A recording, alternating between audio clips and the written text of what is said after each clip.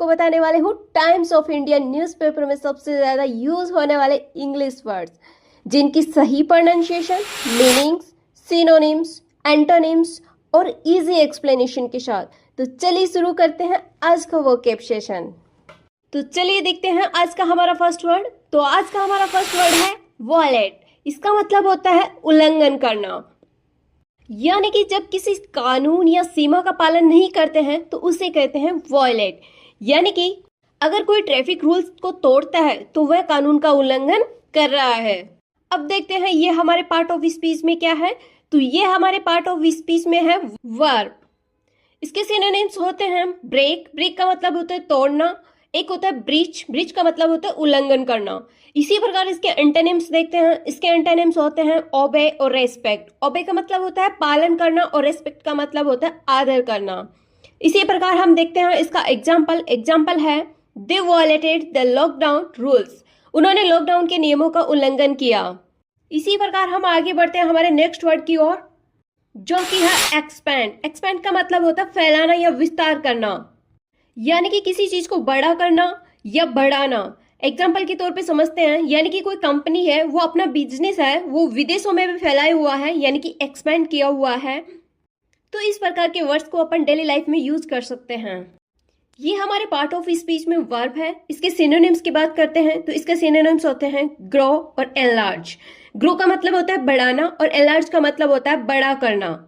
इसी प्रकार बात करते हैं इसके एंटोनिम्स की। एंटोनिम्स इसका होता है श्रिंक और कॉन्ट्रैक्ट। श्रिंक का मतलब होता है सिकुड़ना और कॉन्ट्रैक्ट का मतलब होता है संकुचित होना। अब आगे बढ़ते हैं इसके एग्जाम्पल की ओर। तो इसका एग्जाम्पल है द स्टार्टअप एक्सपांडेड रैपिडली, यानी स्टार्टअप ने तेजी से विस्तार किया। तो चलिए अब हम आगे बढ़ते हैं हमारे नेक्स्ट वर्ड की ओर। तो आज का हमारा नेक्स्ट वर्ड है ट्रिगर। इसका मतलब होता है शुरू करना या उकसाना या कारण बनना, यानी किसी घटना की या भावना की शुरुआत करना या उसे सक्रिय कर देना। जैसे एग्जाम्पल के तौर पे समझे तो किसी बात ने गुस्से को ट्रिगर कर दिया, यानी गुस्से को भड़का दिया। अब देखते हैं ये हमारे पार्ट ऑफ स्पीच में क्या है। तो ये हमारे पार्ट ऑफ स्पीच में वर्ब है या नाउन है। इसी प्रकार इसके बात करते हैं हम सिनोनिम्स की। तो इसके सिनोनिम्स होते हैं एक्टिवेट यानी चालू करना और इनिशिएट यानी प्रारंभ करना। इसके एंटोनिम्स होते हैं स्टॉप और डिले। स्टॉप का मतलब होता है रोकना और डिले का मतलब होता है थोड़ा विलंब करना।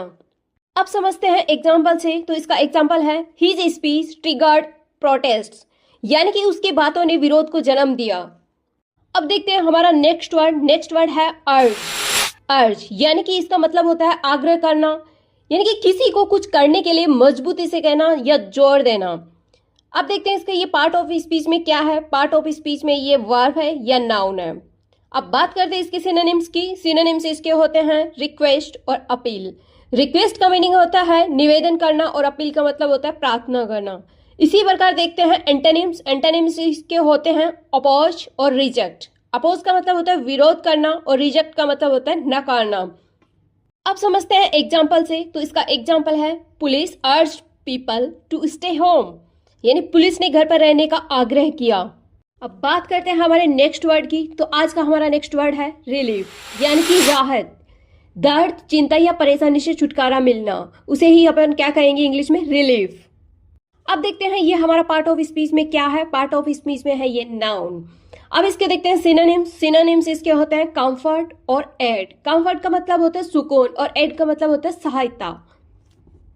और इसके एंटोनिम्स होते हैं डिस्ट्रेस और पेन। डिस्ट्रेस का मतलब होता है पीड़ा और पेन का मतलब होता है दर्द। अब एग्जाम्पल से समझते हैं द विक्टिम्स रिसीव्ड रिलीफ, पीड़ितों को राहत मिली। तो चलिए देखते हैं हमारा नेक्स्ट वर्ड। तो आज का हमारा नेक्स्ट वर्ड है बैन, यानी कि प्रतिबंध या रोक लगाना, यानी कि किसी चीज को करने या इस्तेमाल करने से सरकार या संस्था द्वारा रोक लगाना, इसे ही अपन क्या कहेंगे इंग्लिश में, बैन। तो चलिए देखते हैं बैन हमारा वर्ड पार्ट ऑफ स्पीच में क्या है। पार्ट ऑफ स्पीच में है नाउन या वर्ब। बात करते हैं इसके सिनोनिम्स की। तो इसका सिनोनिम्स होते हैं प्रोहिबिशन या रिस्ट्रिक्शन। प्रोहिबिशन का मतलब होता है मनाही और रिस्ट्रिक्शन का मतलब होता है रोक। इसी प्रकार हम देखते हैं इसके एंटोनिम्स। एंटोनिम्स इसके होते हैं परमिशन और अप्रूवल। परमिशन का मतलब होता है अनुमति और अप्रूवल का मतलब होता है स्वीकृति। एग्जाम्पल देखें तो इसका एग्जाम्पल होता है a ban on plastic was enforced, यानी कि प्लास्टिक पर प्रतिबंध लगाया गया। अब आगे बढ़ते हैं हमारे नेक्स्ट वर्ड की ओर। तो हमारा नेक्स्ट वर्ड है कर्टेल, यानी कि किसी चीज को सीमित करना या कम करना। अगर हमें अपने खर्चे कम करने हैं तो हम कहेंगे उन्हें कर्टेल करेंगे, यानी कि किसी चीज को घटाएंगे या सीमित करेंगे। ये हमारे पार्ट ऑफ स्पीच में वर्ब है। अब बात करते हैं इसके सिनोनिम्स की। तो इसके सिनोनिम्स होते हैं रिड्यूस और शॉर्टन। रिड्यूस का मतलब होता है कम करना और शॉर्टन का मतलब होता है छोटा करना। इसी प्रकार हम देखते हैं इसके एंटोनिम्स। एंटोनिम्स इसके होते हैं एक्सटेंड और एक्सपेंड। एक्सटेंड का मतलब होता है बढ़ाना और एक्सपेंड का मतलब होता है फैलाना। तो चलिए एग्जांपल से समझते हैं। The company curtailed unnecessary expenses, यानी कंपनी ने गैर खर्चों को कम कर दिया। तो चलिए आगे बढ़ते हैं हमारे नेक्स्ट वर्ड की ओर। तो आज का हमारा नेक्स्ट वर्ड है इन्फ्लक्स।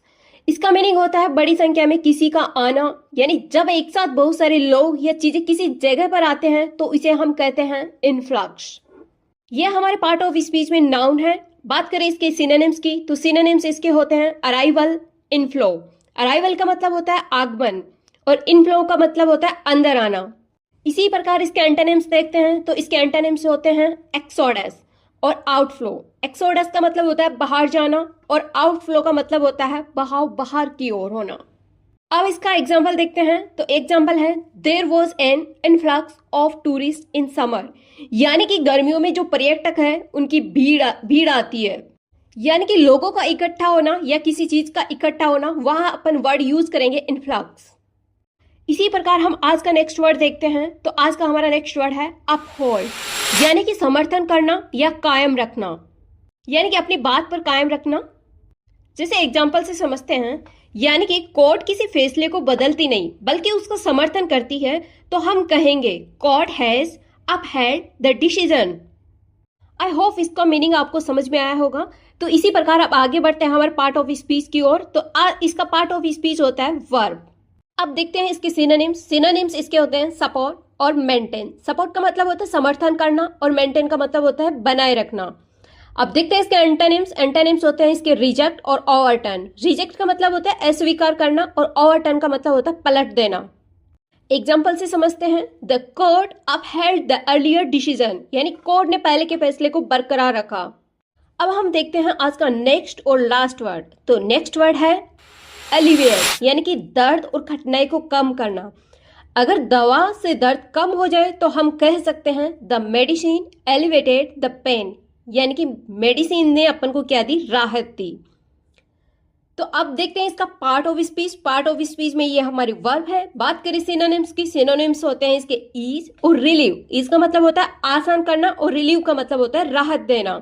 इसी प्रकार इसके एंटोनिम्स होते हैं एग्रोवेट और वर्सन। एग्रोवेट का मतलब होता है और बढ़ाना और वर्सन का मतलब होता है खराब करना। एग्जाम्पल से समझते हैं। Medicine helped alleviate his headache, यानी दवा ने उसके सिर दर्द को कम किया। तो दोस्तों ये थे टाइम्स ऑफ इंडिया न्यूज़पेपर में सबसे ज्यादा इस्तेमाल होने वाले वर्ड्स। मैं उम्मीद करती हूँ कि इस वीडियो ने आपको इन शब्दों को बेहतर समझने में मदद की होगी। अगर आपको ये वीडियो अच्छा लगा हो तो लाइक शेयर एंड सब्सक्राइब जरूर करिए ताकि ऐसे वीडियोज आप तक पहुंचते रहे। और हाँ, कमेंट करके जरूर बताइए कि इन 5 में से आपका फेवरेट वर्ड कौन सा रहा। Thank you guys.